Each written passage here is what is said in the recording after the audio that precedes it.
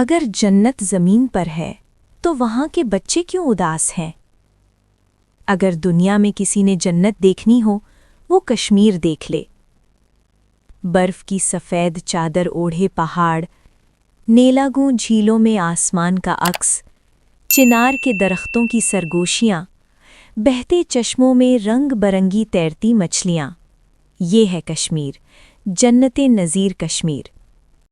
موسیٰ بھائی دیکھو کتنا خوبصورت ہے نا؟ اپی جان، کیا یہ سچ میں جنت ہے؟ لوگ کہتے ہیں اگر کسی نے زمین پر جنت دیکھنی ہو تو کشمیر دیکھ لو۔ مگر ہر خوبصورت وادی کے پیچھے ایک کہانی بھی ہوتی ہے۔ کشمیر کے لوگ برسوں سے سکون چاہتے ہیں۔ وہ چاہتے ہیں کہ انہیں انصاف ملے اور وہ اپنے خواب خود چن سکیں۔ وہ لوگ اداس کیوں ہیں؟ کبھی کبھی لوگوں کو اپنے حق کے لیے صبر اور ہمت سے کھڑا ہونا پڑتا ہے۔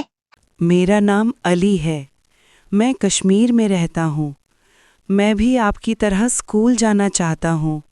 میں بھی کھیلنا چاہتا ہوں بغیر ڈر کے۔ کشمیر کے بچے بھی وہی خواب دیکھتے ہیں جو دنیا کے باقی بچے دیکھتے ہیں۔ 5 فروری کو یوم یکجہتی کشمیر منایا جاتا ہے۔ لوگ کہتے ہیں ہم کشمیری بھائیوں اور بہنوں کے ساتھ ہیں۔ ہم بھی دعا کریں گے نا اپی جان؟ ہاں موسیٰ، ہم دعا بھی کریں گے اور امن کی بات بھی کریں گے۔ موسیٰ بھائی، ہم کیا چاہتے ہیں؟ امان، امان، امان۔ ایک دن آئے گا جب چنار کے پتے صرف ہوا سے ہلیں گے، گولیوں کی آواز سے نہیں۔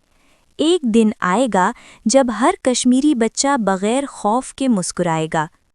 اپی جان، سب ٹھیک ہو جائے گا نا؟ انشاءاللہ جب ہم سب سچ، صبر اور امن کا ساتھ دیں گے سب ٹھیک ہو جائے گا۔ پیارے بچوں، ہم مظلوم کے ساتھ کھڑے ہوتے ہیں مگر دل میں نفرت نہیں رکھتے۔ ہم دعا کریں گے، ہم امن چاہیں گے اور ایک روشن مستقبل کی امید رکھیں گے۔ انشاءاللہ ایک دن کشمیر جنت نظیر دنیا کے لوگوں کی نظروں میں اپنا کھویا ہوا مقام حاصل کرے گا۔